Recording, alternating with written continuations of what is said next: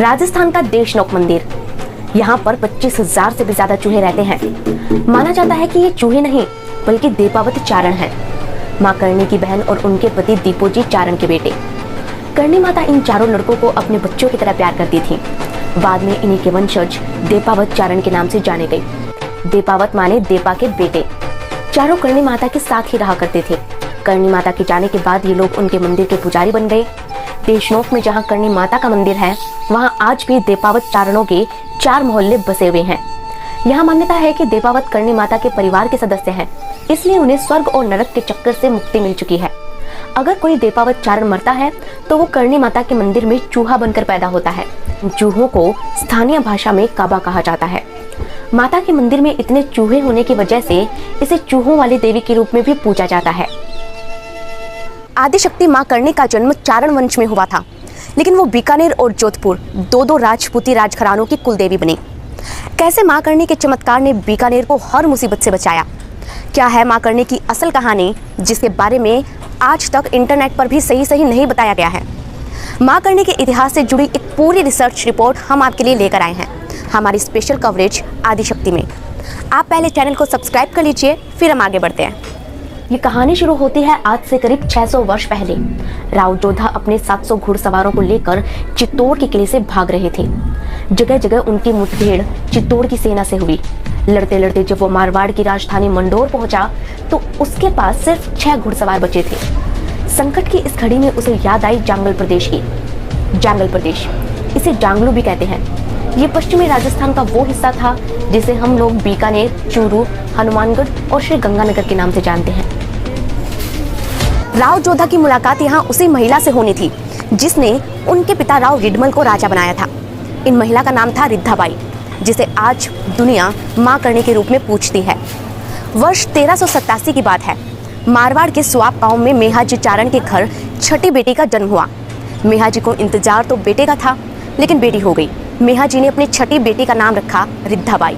लोक कथा है कि बचपन में रिद्धाबाई ने अपनी बुआ की टेढ़ी उंगली को छूकर उसे बिल्कुल ठीक कर दिया था। इसके बाद उनकी बुआ ने उन्हें नया नाम दिया, करणी। करणी माने चमत्कारी। करणी की शादी उन्हीं के गांव के दीपोजी चारण से करवा दी गई, लेकिन उन्होंने ये साफ कर दिया कि शादी में उनकी कोई दिलचस्पी नहीं है। करणी ने अपनी छोटी बहन गुलाब की शादी दीपोजी से करवा दी और खुद को गृहस्थ जीवन से अलग कर लिया। उस दौर में राजस्थान में भयानक अकाल पड़ता है। राजस्थानी में एक कहावत भी है, तीजो कुरियो आठवां काल, यानी हर तीसरे साल अर्ध अकाल और हर 8वें साल में भयानक अकाल पड़ता है। उस अकाल के दौरान दीपोजी अपने पालतू जानवरों को चराने के लिए मारवाड़ छोड़कर जांगल की तरफ चले गए। माँ करणी भी उनके साथ थी। ये जानकर जांगल प्रदेश के राजा राव कांजी कुछ सैनिकों के साथ वहां आ धमके और जानवरों को पानी पीने से रोक दिया। कहते हैं कि कांजी के छोटे भाई राव रिडमल को जब इस बात का पता चला तो उन्होंने करणी और दीपोजी के पास जाकर उन्हें बेड़ में चलकर रहने के लिए कहा। ये वही राव रिडमल थे जो राव जोधा के पिता थे। ये रिडमल और करणी की पहली मुलाकात थी और यहीं से रिडमल की किस्मत चमकती है। हुआ यूं कि कांजी करणी से चिढ़ गया था। उसने मौके पर आकर करणी को राज्य छोड़कर निकल जाने को कहा तो करणी ने ये शर्त रखी कि उनकी पूजा की पेटी उठाकर अगर कोई बैलगाड़ी पर रख दे तो वो चली जाएगी। कांजी ने सारा जोर लगा दिया, लेकिन वो पेटी नहीं हिला सका। इस पर गुस्साए कांजी ने करणी माता को भला बुरा कहा। करणी माँ ने उसे चेताते हुए एक लकीर खींच दी और कहा कि अगर वो इसे पार करेगा तो मारा जाएगा। कांजी ने उनकी चेतावनी को दरकिनार करके उस रेखा को जब पार किया तो वो हाथों हाथ मारा गया। ये देखकर हर कोई दंग रह गया। कहते हैं कि माँ करणी ने कांजी के छोटे भाई राव रिडमल को राजा बना दिया और रिडमल माँ करणी की पूजा करने लगा। लेकिन रिडमल की मौत के बाद चित्तौड़ के षड्यंत्रकारियों ने उनके बेटे राव जोधा को मरवाने की कोशिश की। राव जोधा को राजा बनने के लिए जरूरत थी उन्हीं माँ करणी की, जिन्होंने उनके पिता को राजा बनाया था। माँ करणी ने जोधा को निराश नहीं किया, बल्कि उसे शरण दी। माँ करणी की कृपा से जोधा ने आसपास के इलाकों को फतेह कर लिया। जोधा ने चिड़ियाटुक पहाड़ी पर एक शानदार किला बनवाया, जिसे आज मेहरानगढ़ दुर्ग के नाम से जानते हैं। राव जोधा ने जोधपुर शहर को माँ करणी की कृपा से ही बसाया था। आज भी माँ करणी को जांगल प्रदेश के घर घर में पूजा जाता है। बीकानेर राजघराने से निकलने वाले राजाओं ने जहाँ जहाँ अपने ठिकाने बनाए वहाँ वहाँ आपको माँ करणी का मंदिर जरूर मिलेगा। लेकिन बीकानेर और जोधपुर तो 2 अलग अलग रियासतें हैं। फिर बीकानेर को बसाने में माँ करणी का क्या योगदान रहा होगा?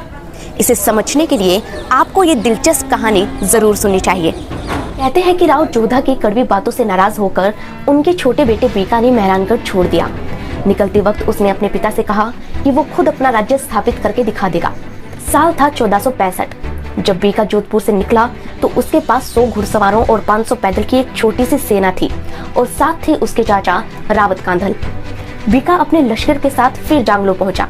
वो जानता था कि अगर उसे नया राज्य चाहिए तो मां कर्णी की शरण में जाना ही होगा, क्योंकि मां कर्णी ने ही उसके पिता और दादा को राजा बनाया था।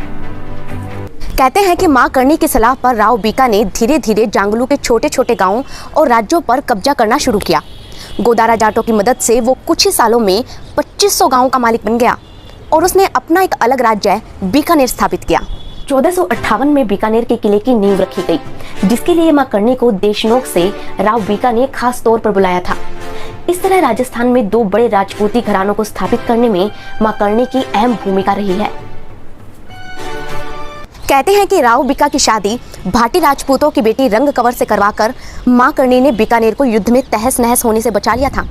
अपने जीवन के 115 वर्षों तक मां कर्णी ने चमत्कार करके गरीबों के दुख दूर किए और उनके उद्धार का कार्य किया।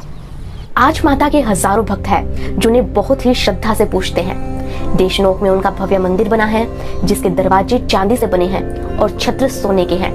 महाराजा गंगा सिंह ने राजपूत शैली में इस मंदिर को बनवाया था, जहां पर चूहों के प्रसाद के लिए भी चांदी की बड़ी बड़ी परातें रखी हैं। मां कर्णी के इस मंदिर में सफेद चूहा अगर किसी को दिख जाए तो समझो कि उसकी किस्मत खुल गई। कहते हैं कि इस मंदिर में 7 सफेद काबे हैं। दोस्तों, आपने मां तन्नोट की कहानी तो सुनी होगी। 1965 की जंग में जिनके मंदिर पर 3000 बम गिरे थे, लेकिन एक भी नहीं फटा। ये मां तन्नोट, जिनका एक नाम मां आवड़ भी है, कर्णी माता की आराध्य देवी थी। मां कर्णी 600 साल पुरानी जिस गुफा में मां आवड़ की आराधना करती थी, उसी गुफा में वे दिव्य ज्योति में लीन हुई थी। आज उस गुफा पर ही देशनोक मंदिर बना है। सदियों से मां कर्णी की कृपा बीकानेर पर बनी रही है। ये मां का चमत्कार ही तो है कि इतना प्रसाद खाने के बाद भी ये चूहे कभी मोटे नहीं होते। इनका जूठा खाने से कभी किसी को बीमारी नहीं होती और ये चूहे कभी भी किसी को नुकसान नहीं पहुंचाते और ना ही मंदिर छोड़कर कहीं जाते। बीकानेर के इतिहास में ये बात साफ साफ लिखी गई है कि जब महाराजा गंगा सिंह को अंग्रेजों ने शेर के पिंजरे में बंद कर दिया था, तो खुद मां कर्णी ने उनके शरीर में प्रवेश किया और एक ही वार में शेर को ढेर कर दिया। उस वक्त मां कर्णी की चूड़ियों की खनक से पूरा दरबार गूंज उठा था। मां कर्णी के ऐसे ही हजारों चमत्कार हैं जिसे न जाने कितने लोगों ने देखा है, सुना है, महसूस किया है और पूजा है। अगर आप भी उनमें से एक है तो हमें कमेंट करके ज़रूर बताएं। आदिशक्ति की हमारी ये स्पेशल कवरेज आपको कैसे लगी, आप हमें कमेंट करके बताएं और वीडियो को शेयर करना बिल्कुल ना भूलें। आप हमें कहां से देख रहे हैं और अगली कहानी किसकी सुनना चाहते हैं, ये भी हमें कमेंट में ज़रूर बताएं। मिलते हैं अगले वीडियो में, तब तक के लिए जय मां अम्बे।